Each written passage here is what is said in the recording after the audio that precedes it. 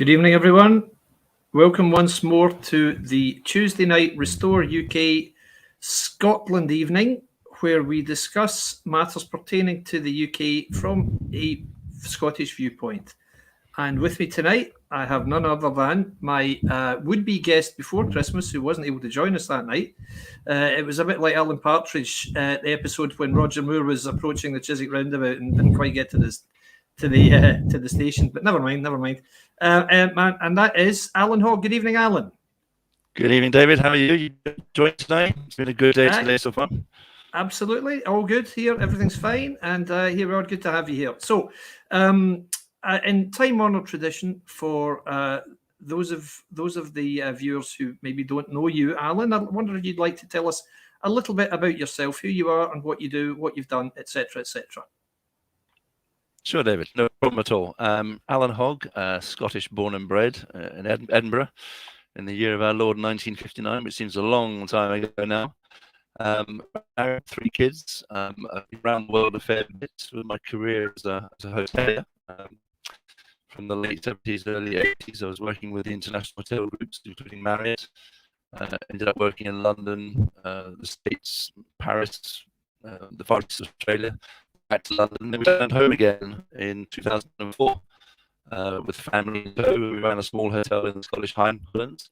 About the time that the culture or the political scene was starting to change, and been sort of involved and interested in what's going on at that point since then. So it's been a bit of a journey, but we're back home now in the Central Belt, which is where I originally started my journey, and enjoying life here with the family. So hopefully we want to continue living here in a free and just democracy.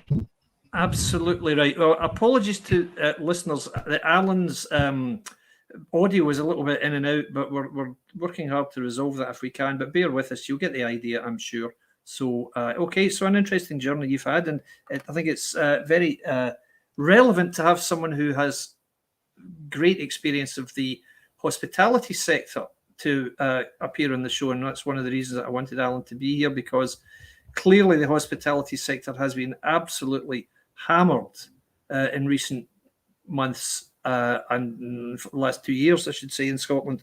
And so it would be very, very interesting to hear Alan's views on that. So I'm going to let Alan tell us a great deal about his thoughts on that and what he feels should have been done, could have been done better, and should be done ongoing. So before we do that, you will probably remember that quite a few of my guests have been the ex-candidates from All for Unity or the Alliance for Unity from last year, and Alan is one of them.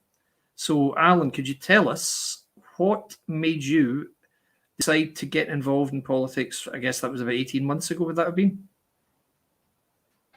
It would be, yes. I guess it was, I suppose, I was here when the transition to, or the SNP government came into power 15 years ago. And it was quite interesting time. I thought it was going to be a good shake-up for the country. It was a wake-up call.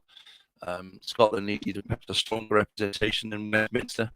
But I became more and more concerned about the rise of nationalism within democracy that seemed to want to deny democracy.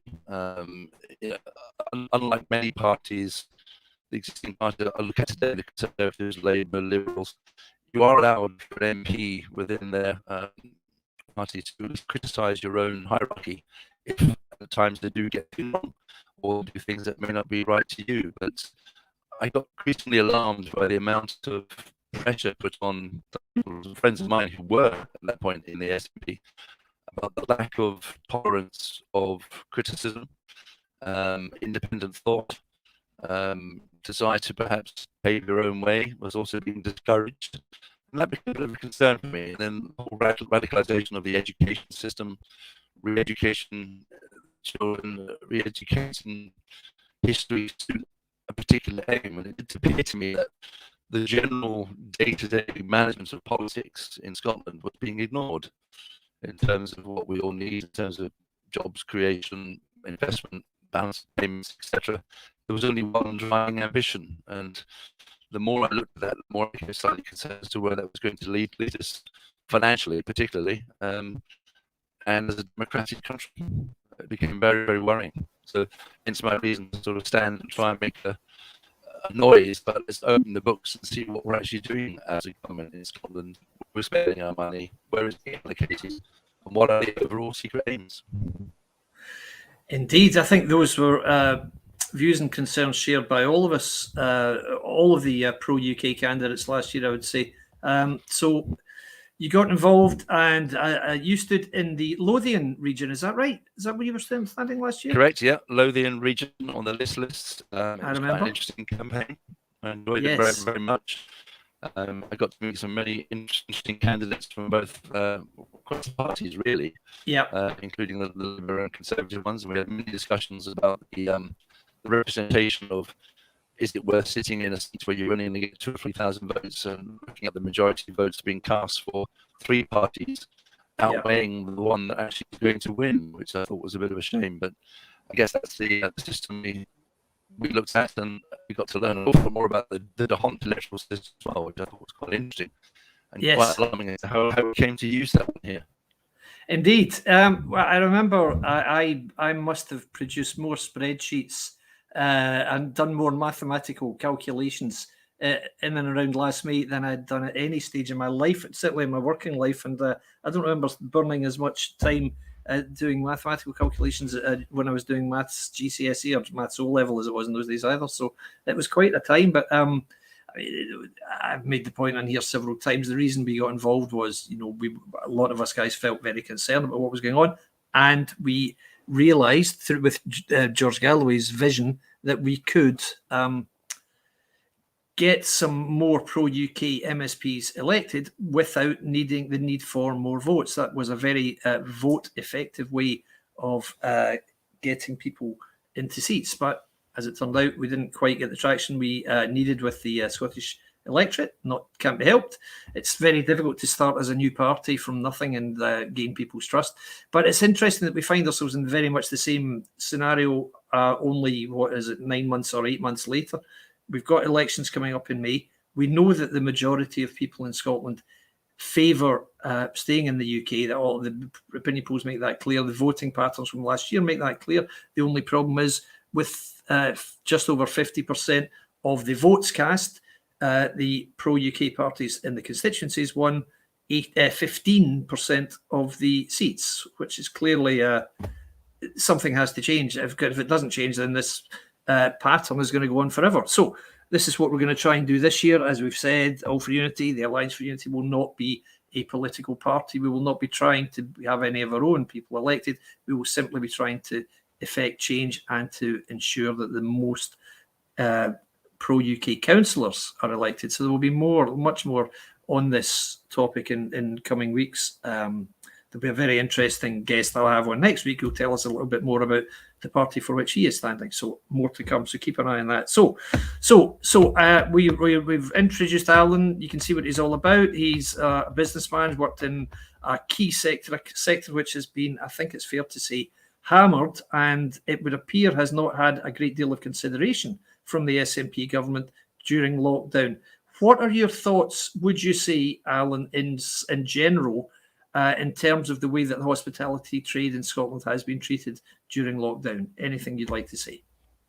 I would have to say I think it's been treated pretty abysmally. There's clearly a big lack of understanding as to how a hospitality industry works. I spoke to one vocal proponent for lockdown not that many months ago now, who said, if we close a pub, it's only 5 or 6 people who might be out of work. I said, no. For every one person that works in the industry, whether it be a pub or a hotel or a restaurant, there's at least another 10 in the supply chain that goes with that.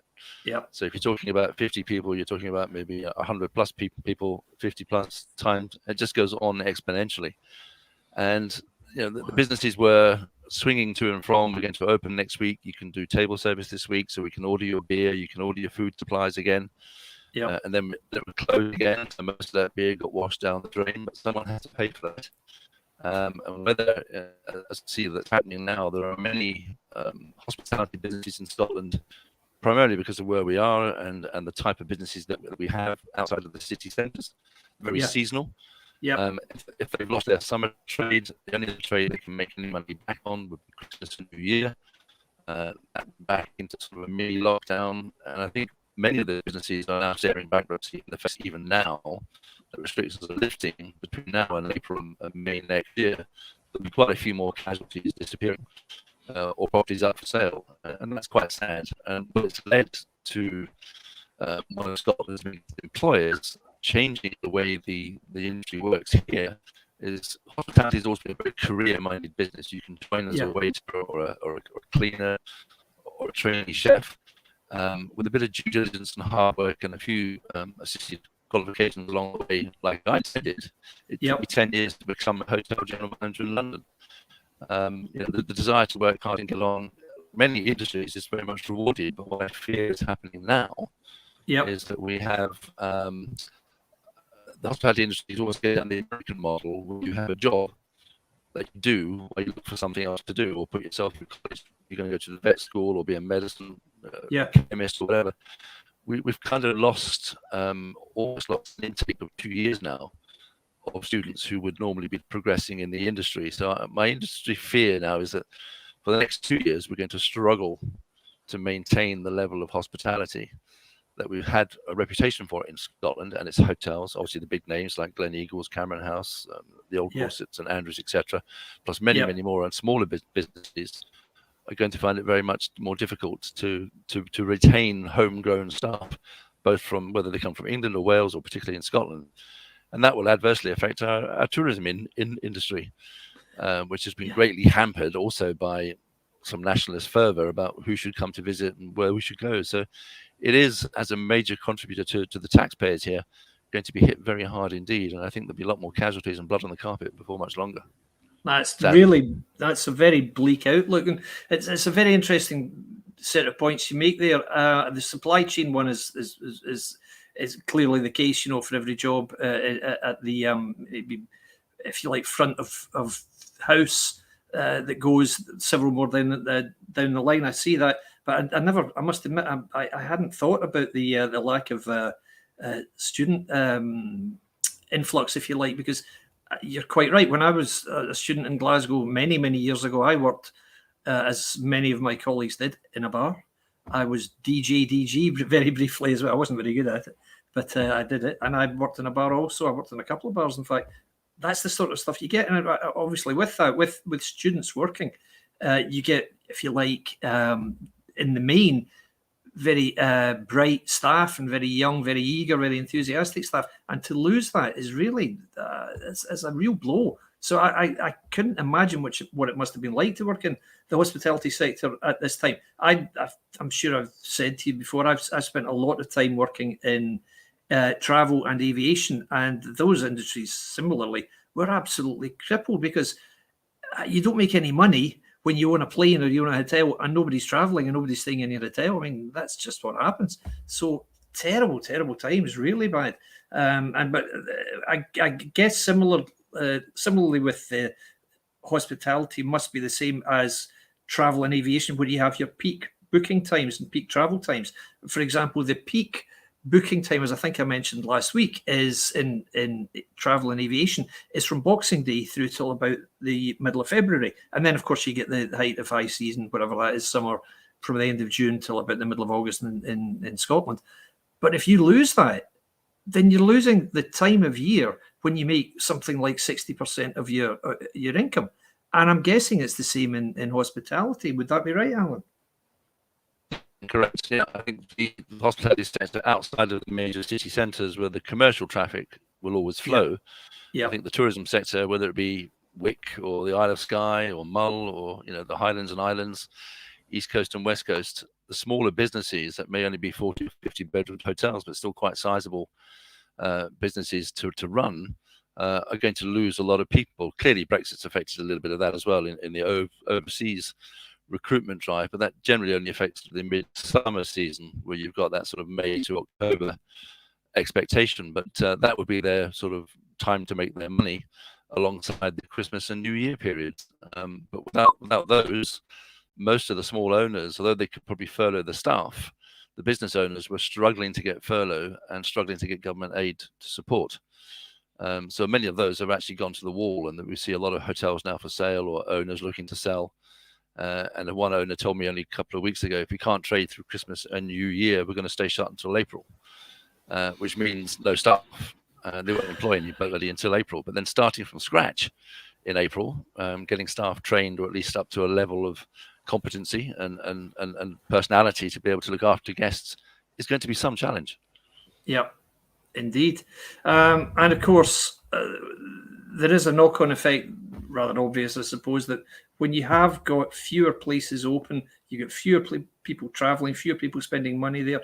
Obviously, that means there isn't as much taxation being gathered by the country. Therefore, your deficit becomes worse, in as much as you're still spending on public services, but you're not getting the tax revenue to meet it, and that's where the deficit comes from. And that's only going to get worse and worse as more places of business fold or cease trading or close for a certain period. And of course, when those people who would normally work there and drink there aren't doing so, it's a nightmare. And it seems that there has been very little, could I say, analysis done of what the impact might be on these sectors with these rather draconian lockdown measures, particularly the measures that were put in place as of the 21st of December. It just seemed so, they seemed so determined that they must do something differently from England. You had Sturgeon talking about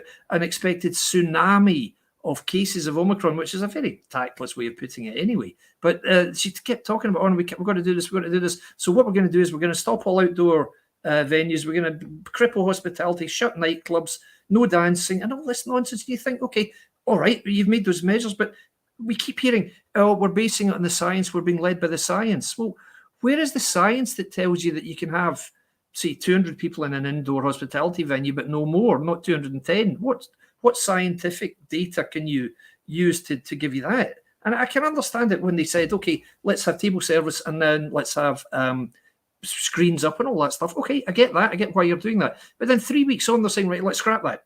So it's not as if there's ever been like a gradual approach. It's just like it's either boom or bust. It's either all or nothing. And I really do struggle to see where this supposed science has come from. Do you feel there has been any scientific analysis going into that, or do you think it's just tokenism and we better be seen to do something? So okay, why don't we just do this? What would you think? I think there has been some scientific calculation about the effects on business, but I believe that the results were so shocking they were never going to get published. They were never going to be shared. Yeah, because it would have scared people. You mentioned the supply chain, and that could be anybody from the food manufacturers right the way back to the farmer who's looking at providing his chickens or his leeks or his potatoes. If they aren't being bought by somebody to sell on, and mainly they'll go to supermarkets or domestic suppliers, but there's a huge amount of money is spent within the hospitality, hotel, restaurants and bar chains as well. If that stops, and particularly the breweries, and I saw an article earlier on today on the news about the Celtic Connections concert. Now from next Monday, you're allowed like 2,000 people in as normal for their concert hall, but the concerts they're doing this side of the weekend, you're only allowed 200. Now, I don't know at what point the Omicron virus takes the weekend off and goes home or whatever. It doesn't like the Celtic music, but you do wonder where is the science in saying, well, we can do that from midnight tonight. Absolutely. I sense part of that decision has been made because of the worsening public opinion, the mood of the industry complaining. I think there's just it's probably the fact that England and Wales were considering doing it as well. To jump in ahead and do it now perhaps was to get there first. But if you're going to do that, do it today. Yep. Indeed. And this was a point I made last week. I was talking about sports venues. On the 21st of December, Sturgeon said, that's it. As of Boxing Day, we're going to stop crowds of over 500 getting into sports stadiums. So what that meant was there was a full programme of fixtures that weekend, Saturday and Sunday, and they had to clarify that they meant from Boxing Day, sorry, not Saturday, Saturday was Christmas Day, just on Sunday, a full range of full programme of football fixtures. At least there was also horse racing. So all of that was told, no, you can only have 500 people in. Great. But bizarrely, they announced this on the Tuesday, but there was a programme of fixtures on the Wednesday, the 22nd, and they were allowed full stadiums. Now, similarly, last week, as I made the point last week that it had been on a different podcast, when they announced these measures, they said it's going to be for a maximum of 3 weeks. And they said that on the and they took effect on Sunday, the 26th of December, and they were lifted effectively on Monday, the whatever list this Monday was, what was it, the 16th of January? Well, that's 23 days, guys. That's not up to 3 weeks. It's 3 weeks and 2 days. But bizarrely, again, at the weekend, after they insisted on the Scottish Premier League fixtures being, what do you call it, the winter shutdown being brought forward so that it could coincide with the lockdown measures, which made some sense. But they, as of Saturday and Sunday gone, clubs in the smaller divisions, the lower divisions rather, could only have 500 people in their stadiums. Whereas on Monday, yesterday, when the restrictions were lifted, Celtic were allowed 60,000 in their crowd. It's like, hang on. Where's the science that shows? Is there a curve that shows, this is the number you can have today, and then it rockets up to 60,000, so you can increase it by 300-fold? I mean, come on, who's kidding who here, guys? That didn't happen at all. It was just a token gesture of the most transparent sort to me, and I think a lot of people felt that way also. So I didn't really. It's very difficult to take seriously the SNP's repeated assertions that they feel terrible about this. They know what it's like to run a business. They know what it's like to have a hospitality business or a travel business or a sporting organisation. No, you don't. You haven't got a clue. If you did, you would not be acting this way. You wouldn't be acting with this in this ham-fisted fashion and just making these sweeping generalizations. Right, as of Sunday, we're not letting in anybody into a football ground, but as of Monday, carry on, guys. Yeah, no problem at all. But interestingly, also, they have now said that it's going to be, instead of 10% or 20% as it was in terms of the spot checks on your COVID vaccine passport, it's going to be 50%. So that's 50% of people going into a sports stadium are going to be stopped. Murrayfield holds what, 67,000 people? They're going to stop 33,500 people, are they? Really? Okay, well, that'll be good. Great. So nonsense. So, and of course, that's as we know, for some months now, you've had these people who work on, say, doormen at nightclubs and in hospitality venues who've been empowered to say to people, show me your very private and personal data pertaining to your health, please, before I'm going to allow you into this hospitality venue. Now, since when has it been the Scottish way that you have to reveal really details of your own health situation to a guy who's standing on the door of a nightclub? I mean, why? Why would you have to do that? And you're leaving these guys as the arbiters of, okay, can you get in or not? And I said this story a couple of weeks ago, I'm sure. I was having dinner quite close to where I am now in Prestwick, and I went outside. It was one evening. I went outside, and it was just about maybe 9:05. And as I went to go back in, a guy stopped me and said, "Excuse me, sir, can you show the evidence that you've got you've had two vaccines?" And I said, "Well, I'm actually only going for dinner." He said, "No, this is a nightclub at the back here." I said, "No, I'm going for dinner in there. I'm actually at the table now." Oh, okay then. But I mean, it's just ludicrous. It reminds me of the time when the SNP said that we're going to have this offensive behaviour at Football Act, which is something I mentioned a lot on here, because it was so ill-conceived. They were leaving it up to police officers to decide whether somebody had acted in an offensive manner or not. I mean, it was like the old Not the 9 o'clock news sketch, what did you arrest him for?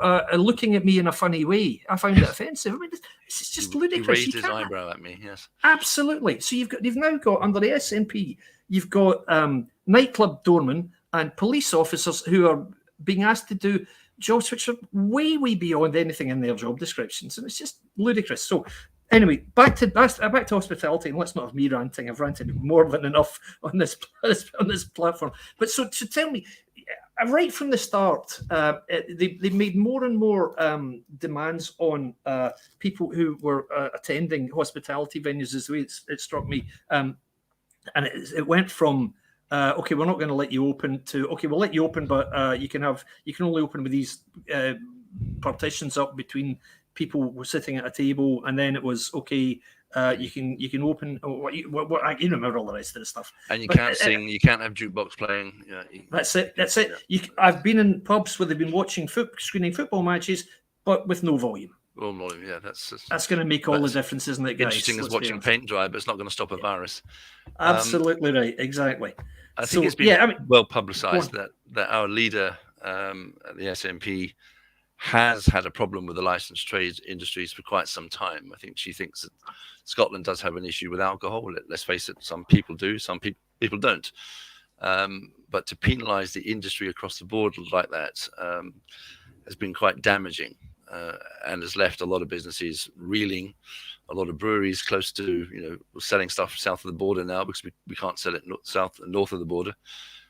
It's creating a bit of an issue for people also wanting to enter those sort of careers, whether you be brewers or food manufacturers, food packers, farm to table type operations. All of that has been affected by the whole way that hospitality has been basically spanked and slapped down and said, you're the reason why the virus is spreading.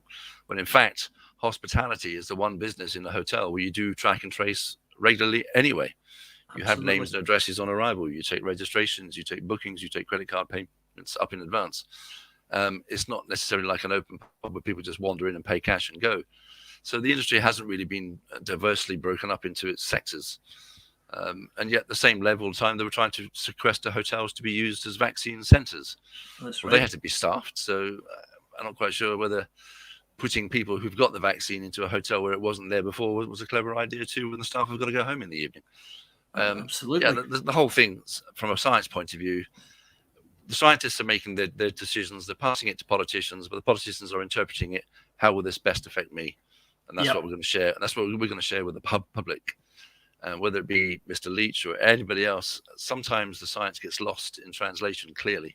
Because I've looked at it as a long-time operator of hospitality businesses and scratched my head in disbelief. But really, I've just lost the plot, thinking either they've got it wrong or I've been wrong all these years. Yes. And it can't be that. So you have to take heart. But I know there is an issue with the licensed trades businesses, and that goes back to when she was health minister. I think at the time when she made a statement at a charity dinner, I think in Glasgow, and it was 2010, I think it was, where she had her way. She had her way. Every nightclub, bar, and drinking venue in Scotland would be shut permanently.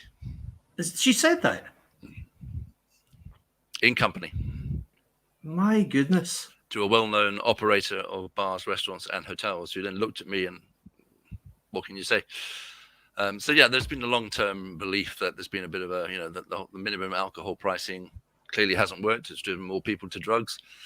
Our drugs death toll will certainly lead that. It's been governed by trial and error and perhaps expectation on public opinion rather than scientific belief or structural knowledge or even learning from other people. You've got a Westminster Parliament, you've got a European Parliament. At the time, no one ever asked what they were doing or what works for you, what doesn't work for us.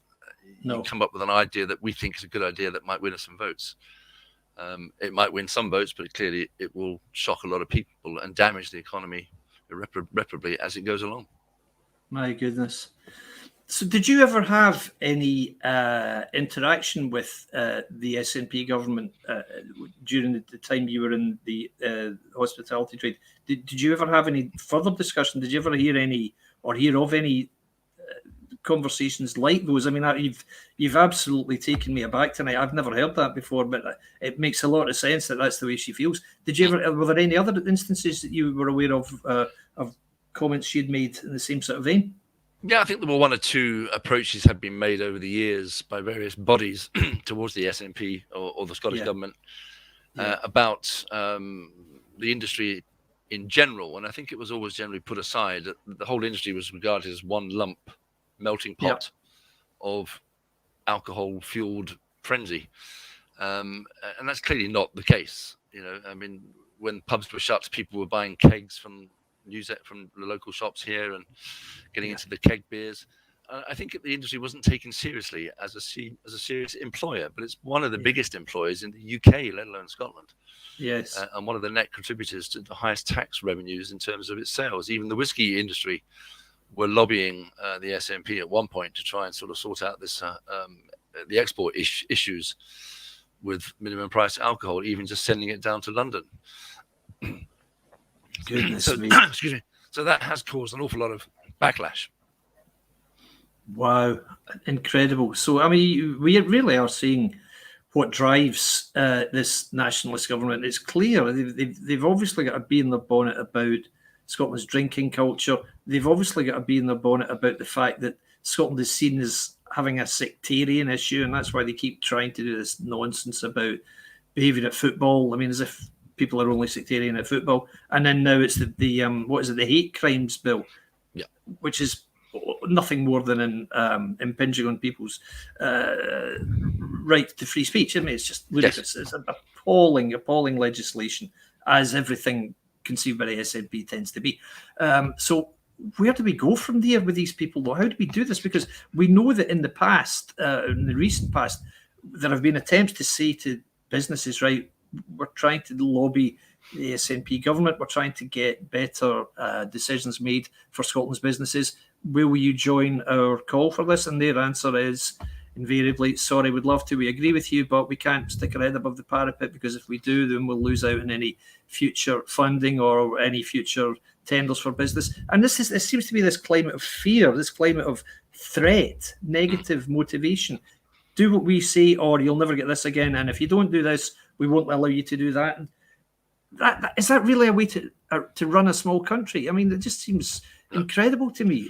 So I'm surprised. Are you surprised that there hasn't been more vociferous, if you like, overt criticism of the SNP by some people in the hospitality trade in Scotland? That are, yes, very much so. I think the challenge we have there is that most of the bigger branded hotel chains or groups are now southern based or overseas based. So the percentage of impact to the overall global business, or whether it be a Hilton or a Marriott or whatever it might be, is probably quite small compared to what it would be if it was based here. And I think they tend to get overlooked. And there also seems to be a reluctance on the media here to report anything that might seem to get them into trouble with the local government. Really? They're almost afraid. I gather there are injunctions around various reporting structures and so on. But it does seem to me that we are a bit kowtowed into that whole, let's not wave too much, because I still need to apply for my liquor license this time next year. And so a lot of the local businesses are probably afraid to put their head above the parapet and make too much noise in the current climate. Because I think if you are standing against the SNP, you're immediately branded as a Tory, whether you are or not. And the whole democracy thing for me is where I get concerned, because if my neighbour's an SNP voter and he supports Hibs and I support Hearts and I support Liberals or Tories or whatever it might be, would I still go and stand in the pub and have a drink with him and chat? Of course I would. The reverse seems to be the other way. There seems to be a great intolerance, a denier of your democracy to be free to choose what you want to believe is right or what is right for you and your family. And I think a fair degree of us are probably floating voters, regardless of that. If there weren't floating voters, nothing would ever change, both in the UK and or here. But it goes down to that basic argument you mentioned just now about the intolerance. It is not an offence to be offended. Period. Quite. The right of free speech must be protected. If you're offended by a joke that I've told, or my views on religion or race or orientation, that is your right to be offended. It's not a crime to offend someone, because therefore you're denying that person the right to think as he should feel is right for him. You can't educate individuals to toe the line by threatening them with hate crimes or race crimes or sectarian songs. And most people that sing these songs don't know what they're about anyway nowadays. They seem to be long forgotten. I'd forgotten, when I came back to Scotland, I'd forgotten about the whole sectarian thing that Glasgow has in its football brigade. Now, both of my sons have now grown up in Scotland, but are big rugby fans. They don't have anything to do with football, because they just couldn't make head nor tail of this. Which team do you support? So, well, let's support any team. Or maybe I'll support Inverness Caledonian Thistle. Oh, no, but which team do you support? Clearly directing them towards green or blue or orange or not. And I think that was a bit of a shock. And I'd forgotten about that. And it came to me a surprise that here we are in the sort of 2005 and 6 that was still existing. Yes. And I made a point when we met one of our neighbours who welcomed us to the neighbourhood after moving back here in 2007.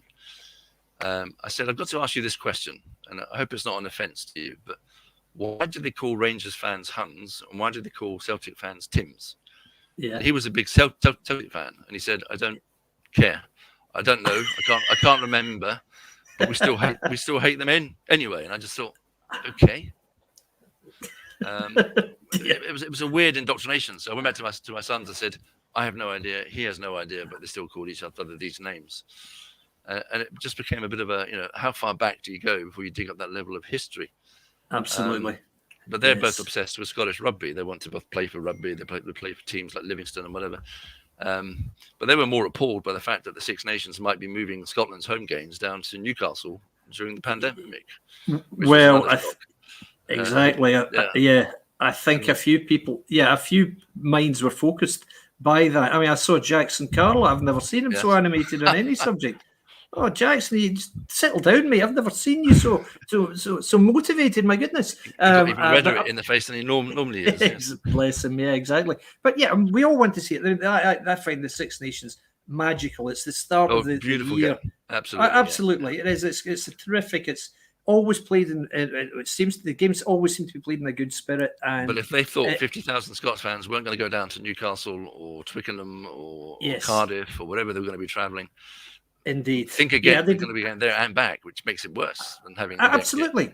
This is exactly the point. So what difference could it possibly make if these guys are going to watch a game in Cardiff or Newcastle or even at Wembley, say, and then come back to Scotland? It's just counterproductive. And this is what these nationalists were trying to say. Leach, the dentist, at the outset of these measures said, and don't go down to England and have a night out there because that would be making a mockery of the rules or the laws, whatever.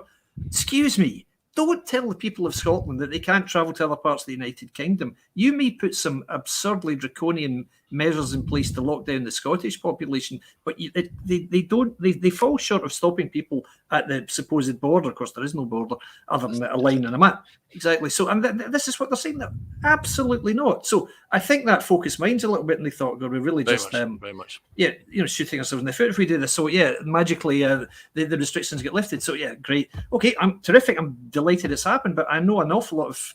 There are a lot of football clubs and a lot of smaller rugby clubs. Be thinking, hang on a sec, what was that 3 weeks all for? Then we could have had a big day on Boxing Day, and all this nonsense. So it strikes me that the reasons they give for imposing these measures are supposedly following the science, supposedly done with nothing but our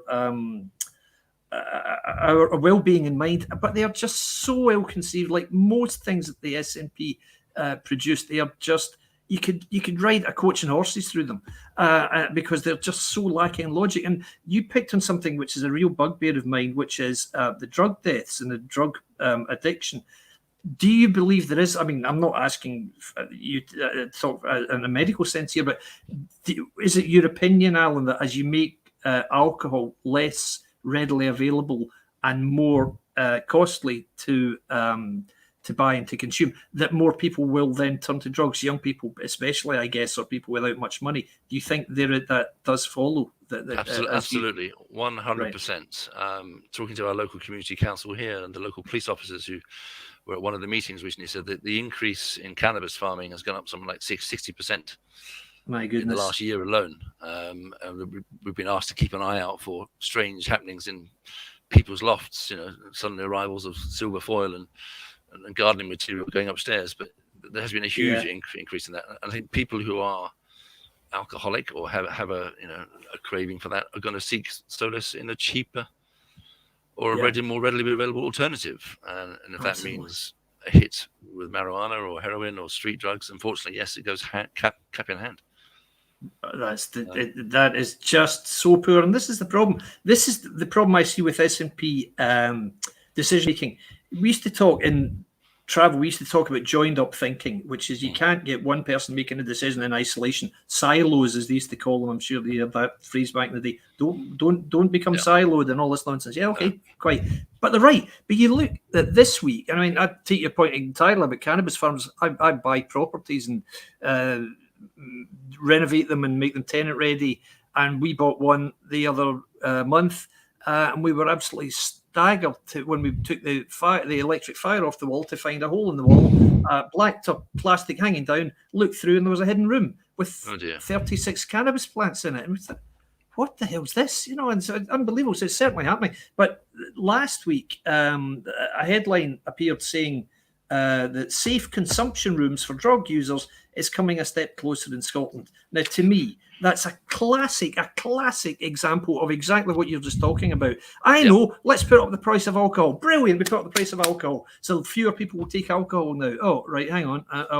We didn't realise you might take drugs. Okay, that's right. Okay, well, what we'll do then, we'll make it nice and clean and comfortable for them to take their illegally acquired drugs. They won't provide the drugs. They'll just say, oh, you got your heroin this week? Brilliant, Johnny, right? In you come. Here's a nice clean needle for you. Shoot up. You feeling okay? Brilliant. Off you go. And then, you know, what little I know about intravenous drug use, particularly, you know, opiate-based stuff, I know that it's extraordinarily addictive. And I've heard a person saying, an ex-addict saying, you wake up in the morning and you think, what am I going to do? Right, I'm going to get some heroin. So you go and get some heroin. You take that and you think, right, what am I going to do now? Get some more heroin. Right, I haven't got any money. Right, I'll get some money to go and get more heroin. So he goes and sells something or steals something and gets some money. Then he goes and buys more. Exactly. Then he goes and buys more heroin. After he does that, he says, what am I going to do now? Right, now I'm going to get more money to get more heroin. And so it goes on. Then he goes to sleep and the next day the cycle starts again. So imagine telling people, yeah, come on in, take your drugs here, no problem at all. Where did you get them? Oh, you're an awful man. You broke into somebody's house, did you? Oh, dear. You're some boy, you. You know what I mean? This is just insane. It's like saying to people, don't you worry. It doesn't matter how you get them. Just come along here and use a nice clean needle and then you won't die of an abscess in your arm or something. Brilliant. And what about the societal impact of people who don't have any way of getting hold of these drugs other than by criminal activity to raise enough money to buy the damn things? And what are you doing? You're encouraging them to keep doing it. Oh, it's just, to me, that is, whoever thought of that, seriously, are you stupid? I mean, my God, how can you think that's the right answer? Even if fewer people develop whatever it is you develop, gangrene or whatever by taking dirty needles or HIV or whatever, terrible, awful. These people should be helped in every way, but they should be helped to get off it. A drug abuser is not a criminal. He's ill. He's got an addiction. That's what it is. So same as gambling or alcohol. Absolutely. It's all about the education process. And I think that's where my concern was about the education, the fact that we're focusing on, whether it be gender realignment for 10-year-olds or, you know, sexual practices. Where's the health benefits of the education against whether it be smoking or drug taking or any of these other activities that can lead to sort of, you know, harmful diseases? STDs as well should be included within that. I do agree. But also the risk is once you legalize a drug center or a drop-off center, do the deaths that therefore become out of that, do they get lost in a different set of figures? Are you then able to manipulate you bring the I've seen that with the Dutch figures when they brought the published figures for drug deaths out. They were only looking at drug deaths outside of the safe zones or the safe practices. They were listed as something else. And I just thought, that's a bit, you know, you're playing with facts and figures on spreadsheets here again, which I know is a favorite of yours, but you know, there's many ways and means to skin the cat. I think that was probably taking it too far. We're not dealing with the root problem, how the drugs get here, the tolerance of drugs on the streets, the supply of methadone at the chemist on a Thursday and a Monday. We've got all that issues that fuel this because they know they're going to get it given to them on a plate. Absolutely right. If they can't afford to pay for it and they haven't got the gyro to pay for it, then they'll be long to rob the petrol shop or the chemist shop or even the charity shop up the road here. Got hit not long ago. So it does spiral out of control. And I think these ideas coming out of a think tank of, I know, let's think of this and we'll give that a go. There's no actual process of, does it work anywhere else? Has anyone else tried this? Is it a good idea? Should we think it through? And that's why people get frustrated with government plans taking a long time. But I think it's right they do get thought through and not get knee-jerk reaction. We'll go and do this tomorrow. And then 6 months later or six years later, whoops, that didn't work. Sorry.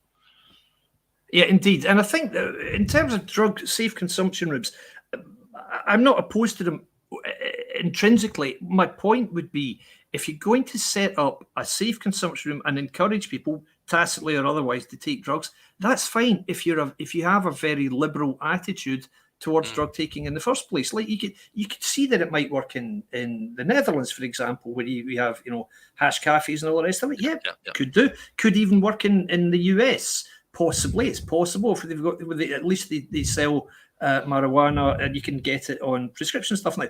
But not in a country where it's illegal to acquire the things. I mean, you can't do that. I mean, really. I mean, if you tried that in business, it would be like saying to people, okay, come in here to our pub and drink yourself stupid, and you can have free beer all night.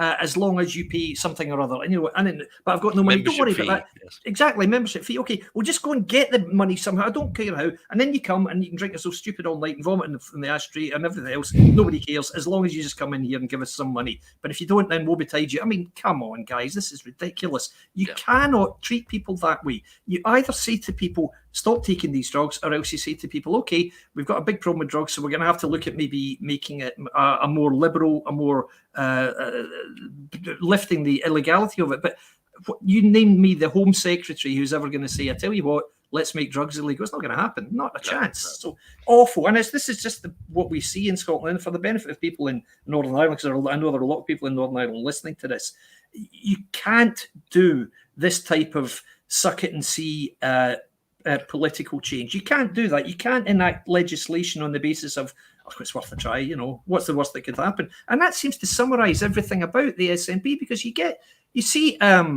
people talking about voters saying, yeah, well, I'm not really nationalist, but I'm not sure about independence, but well, I don't really like Boris Johnson, so what's the worst that could happen if we were independent? What we're getting here is grievance politics based on what they think is right for them at home, and the SNP could conceivably be able to do a good job in Westminster. But they've lost the plot. That we have a government currently that is doing policies on the day-to-day administration of running a country ad hoc by learning as they go, focusing on the main drive, which is independence. And I always take exception to that word independence. You can't be independent if you're pulling out of a successful union of the UK and Northern Ireland and then trying to jump it back into the union with Europe, where you have no electoral say. That's not independence either. That's just purely seditionist behaviour. Absolutely based on grievance politics. But the day-to-day job is being done as they go along. They're learning as they go, and I think we've got not that level of professional politician that really understands that. And some of the behaviour that I see at Westminster from some of our SNP, their members, is toe-curling stuff. Dreadful. The art of diplomacy. At least, would you have done that in the European Parliament? I hope not, but you never know. We didn't get to see much of that. But it is frightening to think that the drive for that one aim of breaking up the UK, I won't even call it independence because it's not. It's not independence, you're right. It's ahead of the drug dealing. It's ahead of the alcohol problems. It's ahead of the balance of payments and the borrowing. It comes first and foremost way above anything else that we're trying to do to the local people here. And all this time, you're hearing the refrain from Sturgeon, judge me in education. Education's my priority. We're judging you, and we've also got the jury standing by as well. So Exactly. Yeah, we've got the hangman standing by as well. Yeah, so no, absolutely. So out there, it's dreadful. I mean, it's very, very low politics. It's grievance politics. It's identity politics, because underpinning it all is this feeling that, well, we don't really like England. They won't say it. They'll say we don't like Westminster and we don't like Tories, but you know what they mean. It's dog whistle stuff. You know what they're really saying. All English people are Tories, basically. Yeah, exactly. That's it. And on another podcast last week, I was talking, and we were talking about the Douglas Ross's decision to jump the gun and say, "Come on, Johnson, you got to resign." And we were saying this is strange. Exactly, that's a very strange way of running a political party, the party of government. But at least he's allowed to say that, whereas in the SNP, you're not allowed to say that. Absolutely, he would literally he wouldn't be a member of the party within 3 months if he said that, or less. So we know, exactly. I mean, we know that they're not in any way able to take criticism, to talk about anything that might be seen as a criticism of the party. But I've noticed one thing today. I was watching Politics Today on the BBC, and belatedly, thankfully at last, they're asking the SNP about this frankly unbelievable survey of children 14 and above, wherein they are being asked, how many times have you had vaginal or anal sex in a week? Once, twice, 3 times, 4 times, or 5 times? They're asking 14-year-old children this. And this, Hannah Burdell was on, and she was saying, "Oh, well, of course we do this because we must get the data. It's important. If you're going to legislate, you must have data." Right, but what data? How will the legislation be shaped on the based on say 30, let's say 300 people in Scotland say, I have anal sex 5 times a week. How is that going to shape the legislation? What's that going to tell you? And the worst thing about this, of course, is the fact that these children are identifiable because they are asked to put their unique exam identifier code on the paper. Now, you know what's going to happen. Because teachers are human, they're going to read this stuff and they're going to be nudging each other saying, God, I didn't think she was the type, did you? Eh? Whoa. And that's what's going to happen. I mean, these people are not saintly. They're not going to say, I respect people's privacy. If you respect their privacy, don't ask them about their sexual habits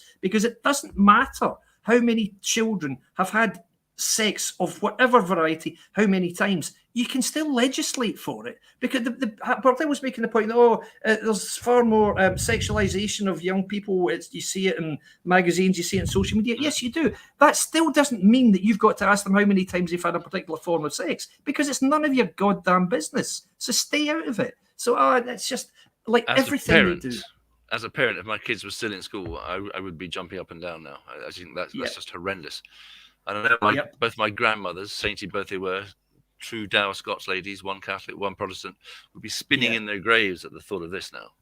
I believe you. They would be horrified to think that this was being asked of children who should still be enjoying their childhood. You know, you've got absolutely the whole gender realignment from the 10-year-old thing. What is that about? Seriously? What is it about? Indeed, we really are raising a we're seeing very, very disturbing trends as we watch our children being raised. And I mean here the backdrop being the Scottish government and some of the bizarre, strange choices they're making. What's your feeling? Why are we seeing this? Do you think, Alan? I think the parallel to be drawn with obviously the original National Socialist Party of Germany in the 1930s, which Arthur Donaldson very cleverly modelled his party on, was all about control, and it's about controlling the children ahead of the parents in order to get the next generation of what was then Hitler Youth. Now we could be looking at Sturgeon Youth or Swinney Youth. We're getting that level of control away from the parents into the state, and that can only lead to a one-party state, which is a horrible situation to think that a small country of 5.5 million people could find itself in this day and age. It just is quite alarming. It is alarming. Absolutely. And we see this all the time. We see that Sturgeon is trying to turn, and the SNP are trying to turn Scottish politics into you're either SNP or you're a Tory. Or you're a Tory. Exactly. And whether you're a Liberal, Monster Raven Rooney Party, or a Conservative, you're a Tory. Yeah, absolutely right. And this is what we see. And we see also they've tried to make it even more along the lines of Northern Ireland, where you're either a nationalist or a unionist, or a un as they call it. You know, this pejorative term they use. Okay, well, this is why we keep saying this. We're going to take away this nationalist framing. We're not unionists. There is no union. There's a country. The union was in 1707. The Union of the Crowns was in 1603. We don't live in a union. We live in a country. The United States of America is similar, and it's a country. Nobody calls it a union. It's not a union. No. It's a country, and it's united. It's a united group of states. Yes, quite right. That all work under one doctrine. So that's the way it should be. Quite right. So, but hating your neighbour is not the way to go about it. Certainly not. And we see that it's with all nationalism. It's based on fear, resentment, envy, dislike of people who have a certain characteristic, be it nationality or be it religion. And the SNP is no different. It's just intolerance against anybody with a different view to your own. Quite right. That's exactly what it is. That is not a democratic state to be in. Not at all. And you can call them anything you like. You can say Tories. Okay, call them that. Call England Westminster as they do. We all know what you're talking about. We know what you're talking about. You're talking about disliking and resenting the influence of people in another country because simply they're from another country, and there's nothing more to it than that. And it's absolutely disgraceful. So anyway, Alan, we normally stop after an hour. So any more thoughts on the hospitality industry before we wrap up and let you go? What are your hopes for the coming weeks and months for the rest of the year in the hospitality trade? I think the restrictions lifting next week are good. I think they will see some confidence coming back to the industry. It's up to the industry leaders now to lead that charge. Look at the recruitment plans, look at their hospitality welcoming tourism plans. That's going to have to be people from England and Wales, France, Germany, all across the spectrum. We need to get back to being a welcoming country. With that mindset, I think we can turn it around. But we can't afford any more interfering from a state that will not tolerate what it sees as an alcohol-fueled industry that is causing the country harm when it's actually doing a lot of financial good for the industry and the country. Absolutely right. I think the idea that we have a leader, a First Minister, who is opposed to who bitterly opposes the consumption of alcohol, I find that absolutely baffling. I mean, this is Scotland, for goodness sake. This is the home of whiskey. I mean, I remember looking at the university guide to the city of Glasgow, and before I went up to uni there, and they used to talk about the pubs and drinking venues. And in the description of Glasgow, it said it would be literally impossible even to begin to list the number of drinking establishments in Glasgow. And I thought, sounds like a place for me. And the idea that you're going to say, oh no, we can't have that, temperance, we can't have this, and no dancing, and certainly not. Guys, come on. No. So, okay, well, I share your optimism. I hope that the hospitality business can turn itself around. I think it will. I really do hope so, because Scotland is famed for hospitality, as we all know, and I hope fervently that Scotland is able, the Scottish hospitality trade is able to pull itself out of the mire in which it currently finds itself. So, Alan, it's been a pleasure talking to you again. Likewise. Thank you, sir. We will be coming over to Edinburgh for a meeting with our friends from the Majority very soon. So it'd be great if you could join us at that. Love to. Posted on that. Terrific. And as things progress in the hospitality trade, we will look to get you on in the next few weeks and months again to tell us more about what you think. Is that okay? Fantastic. Perfect. Look forward to it. Excellent. Thank you, David. Okay, listen, thank you very much. And thank you to everyone, viewers, for listening in tonight. It's great to have this slot, and it's a genuine pleasure for me to be able to do this. So thank you all yet again, and I'll speak to you all next week. Bye-bye. Bye-bye. Thanks for having me. There are any number of issues in Scotland that need addressing. Health, education, drug deaths, the economy, but all of those are taking a back seat at this conference to one issue above all else,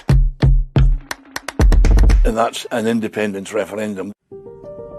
Scotland doesn't want a Boris Johnson government. It doesn't want to leave the European Union, and it wants to be able to determine its own future, whatever that future turns out to be. And this idea that the Tories can just say no and sort of imprison Scotland in a union against its will, I just don't think will hold. Independence is what the SNP is all about, and Nicola Sturgeon is expected to reinforce that massively at this conference.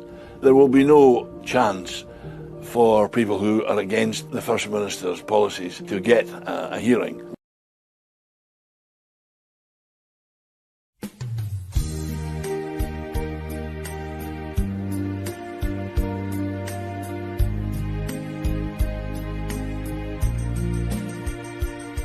Just across the Irish Sea stirs a heart of loyalty, raising honor and indignity, drives a will to keep us British free. Not alone are we on this journey, for in a land just across the sea is a hand that reaches out in friendship, and a bond that's lasted centuries. And its hands cross the water, reaching out for you and me, for Queen Ulster and for Scotland, held to keep our loyal people free. Let the cry be no surrender, let no one doubt our loyalty, reaching out to the brave red hand of Ulster is the hand across the sea.